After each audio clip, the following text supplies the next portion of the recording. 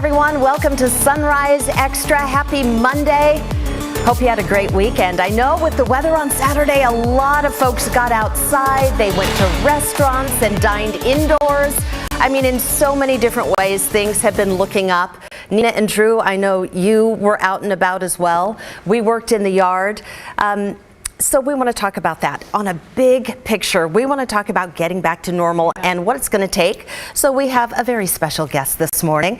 That is John Tapogna. He is the president of Eco Northwest, a consulting firm economically here in the Portland area. John, good morning. Thank you so much for walking us through this.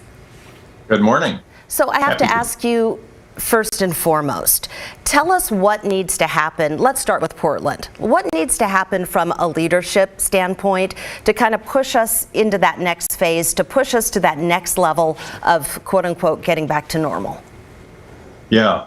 Well, first and foremost, leadership needs to keep doing what they have been doing very well, which is keep us with the eyes on the prize of getting through this pandemic.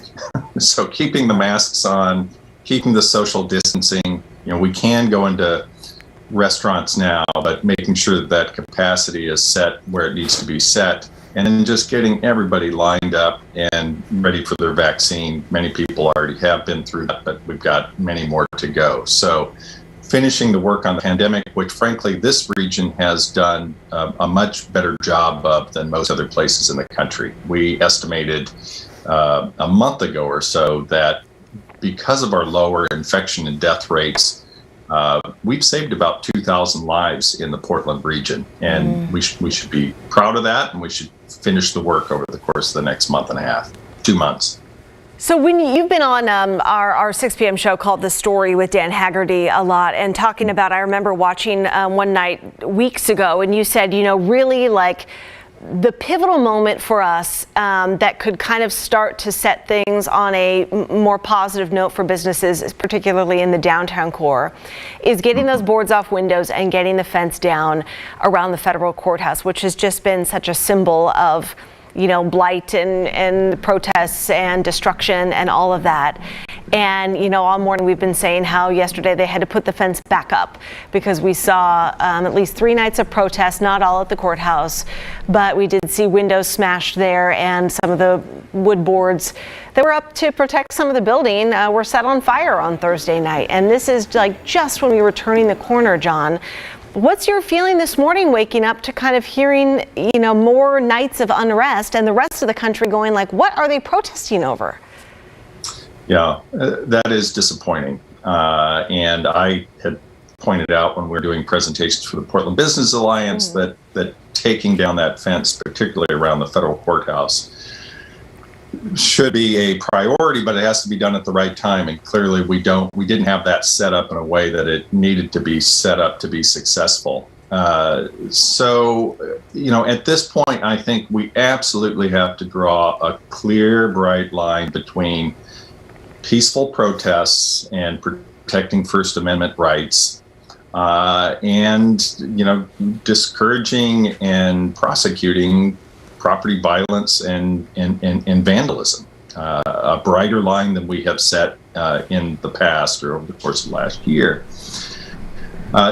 This is having real economic consequences downtown. I would imagine that if one were able to get the data, you know, comparing Apple stores in Portland versus Apple stores in other cities, or ride-sharing activity in downtown cores, et cetera, I would imagine you're starting to see a difference between downtown Portland and other downtowns that aren't facing this sort of similar level of vandalism. And what that means is that you're going to have sort of slower reopenings, not just of places like Apple, but all kinds of smaller businesses in the central business district. And that has consequences for jobs, low, middle, higher income jobs, et cetera. But a lot of economic activity downtown, that is a real economic cost. And so I think we need to think about what that is, and we need to think about how we're going to try to quell that vandalism. we always talk about the two main factors that led to really a tough year for downtown Portland, to put it mildly, right? Pandemic and civil unrest. Were we heading in this direction in some way, shape, or form even before 2020, John? I guess I'm wondering, we need this road to recovery to be laid down, but I'm wondering if that road really needed to start before last year even began.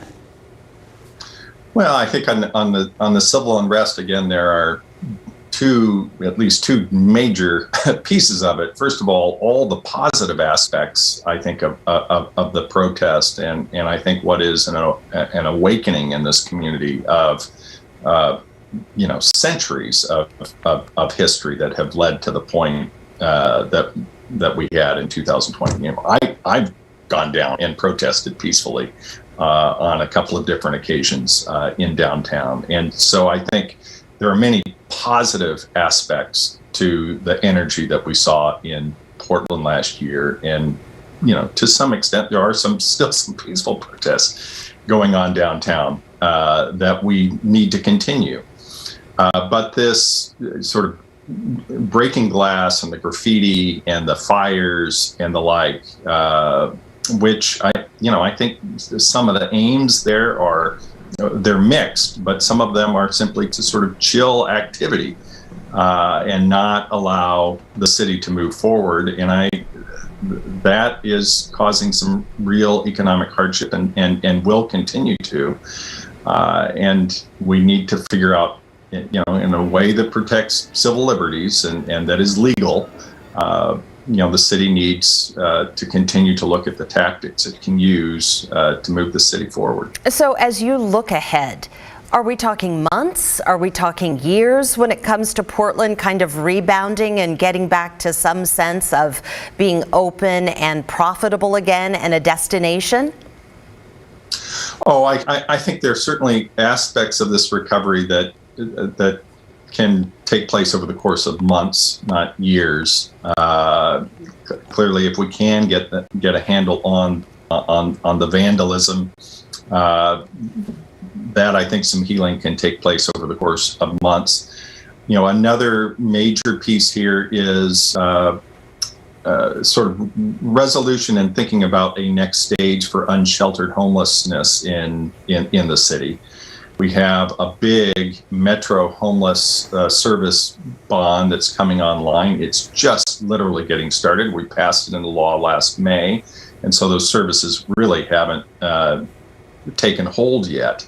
But as they do, they should provide some real relief for many of those on the street who are suffering the most sort of severe consequences of homelessness. It was targeted for those who are chronically homeless, who have been homeless for more than a year or multiple times over the course of a few years, et cetera.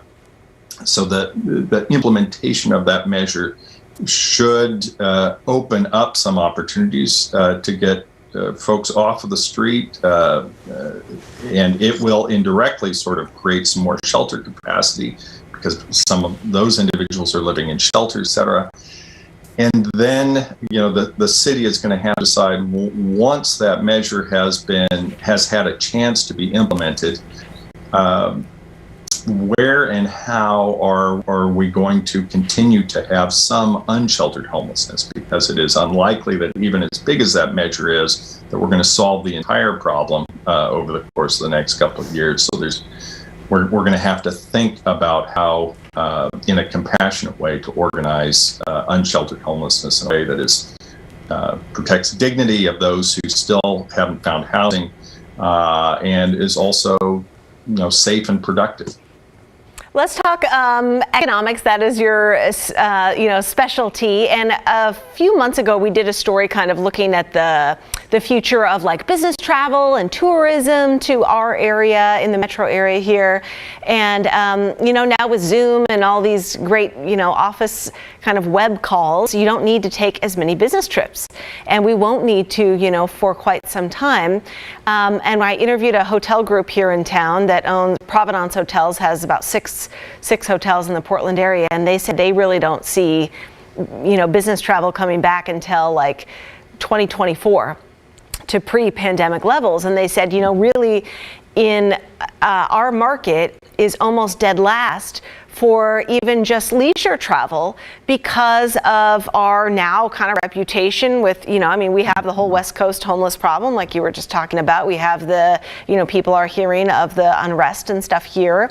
What's kind of your forecast for travel and folks coming to the Northwest? And, is it going to be like closer in people, maybe Seattle coming down to visit Portland, and not so much of, people coming from farther away? Yeah, so Travel Portland follows that closely, and they have been doing some polling. We reported on some of that with the Portland Business Alliance. They do show some improvement in the last quarter. So, if you think back to sort of July and August of last year, when we were literally in the news almost every night, perceptions of Portland in terms of appealing and unappealing were falling, and so that was challenging. They've shown a sort of a bit of a rebound out of that, not back to where it was, but an improvement. So I do think that if we're successful on sort of getting to the next stage on this vandalism and implementing this homeless service measure, et cetera, and there is sort of visual improvement in the downtown core and the inner neighborhoods of Portland, et cetera, I think you'll see, a fairly quick rebound to tourism here. The question about business travel, I think it actually goes back to the question that Brenda had also about recovery of downtown, and I think there are two related issues there. It's not only business travel; it's also sort of work in the office. And are we going to settle back to 5 days a week in the downtown office, or are we going to be mixing remote work with sort of downtown office work? What do you think the answer to that is? Because that's got to be a huge savings for all those corporations. In some sense, they're not paying rent on all these, long-term buildings if they continue to renew. That's absolutely right, and I'm in a small way one of them. We have 35 people in the downtown, and are only beginning to think about how we're going to structure work going forward. And I think there are some trade-offs. I would imagine that you are going to have some kind of hybrid that. It's certainly not going to be what we've been through in the last year, but it's not going to be what it was before that. I think it's going to be a little bit closer to pre-pandemic activity for a couple of reasons. Number one is I still believe that sort of the best creative work in teams is done in person. I don't think technology has sort of fully given us the tools that we need to be able to sit down and whiteboard stories out and sort of be our best creative selves. Yeah, you lose that in the Zooms for sure. Another piece is I think pretty quickly that as you do have some people on site, some people off site, that you're going to get back to the spot where the folks who are off site and are zooming in are going to feel like they're not as fully integrated into a project or a team as the people who are in the office. And so I think that's going to sort of pull people back into the office environment as well. Pressure. So again, not all the way back, because there's something that economists refer to as sticky wages, that once you give somebody sort of a wage increase or some kind of compensation improvement, it's hard to take it back. And remote work sort of feels like that. All of a sudden, we don't have a commute. You don't have to dress up as much as you do when you come into an office, et cetera. And to take all of that back, I think, is going to be hard. But I think it's going to be something that plays out sort of office by office, company by company, et cetera, and will settle. Same thing with business travel. I think business travel is going to take longer to come back than tourism, than leisure travel, et cetera.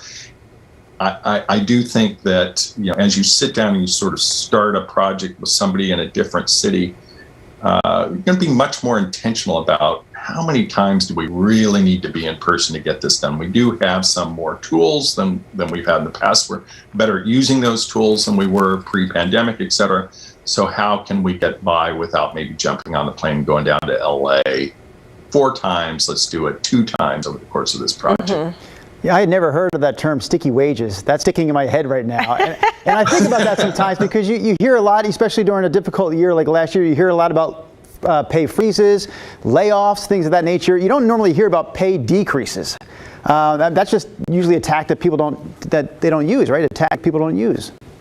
Yeah, it's really hard to cut wages once you've given them, and so employers are much more likely to do furloughs or to do actual layoffs than to try to take a wage back. So again, I think that's going to apply to some aspects of this remote work, where in some respects workers have gotten a benefit of work for home that they've come to enjoy, and they're going to want to hold on to some of it.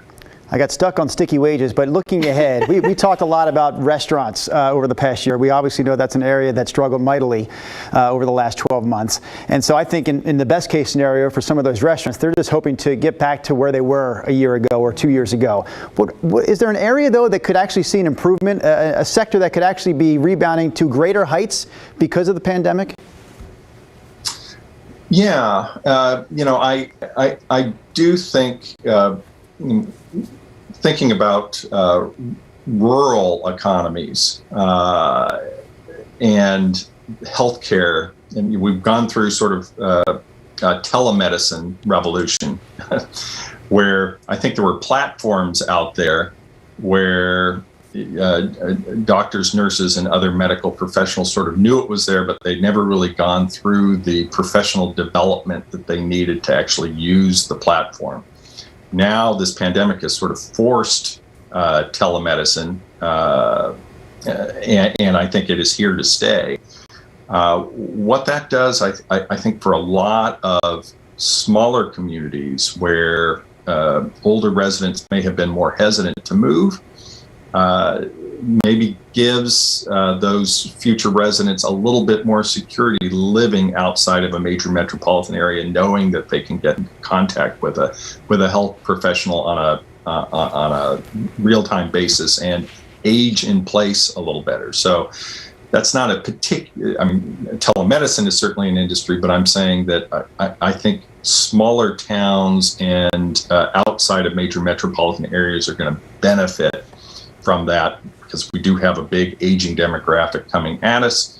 That aging demographic does tend to prefer sort of lower density on average, and so this is aiding and abetting that activity. What about I'm sorry, go ahead. Oh, sorry. No, I was just going to ask, as you kind of look forward, is there anything that surprises you?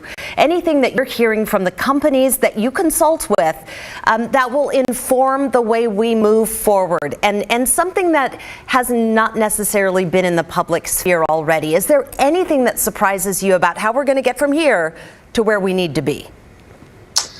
Yeah, boy, that's hard. It's almost as if everything has surprised me over the course of the last year.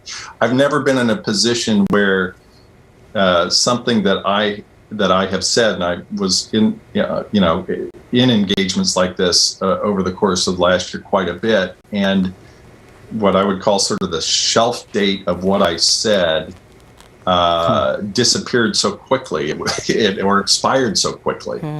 And so I think the pace of change, certainly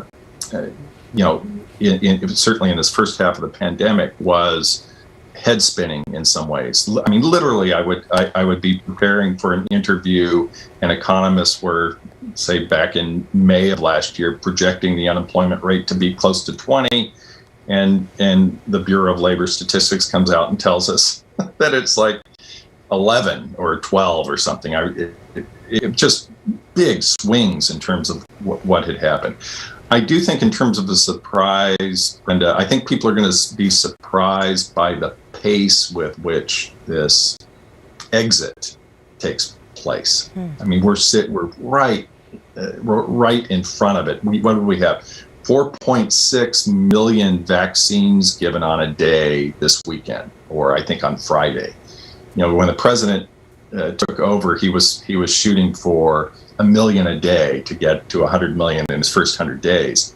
We had 4.6 million vaccines, I think, on Friday.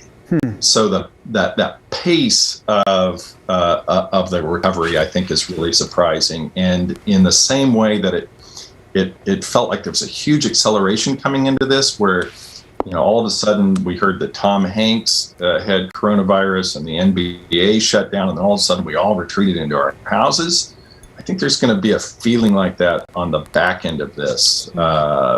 Middle of next month, I think we're going to be awash in vaccines.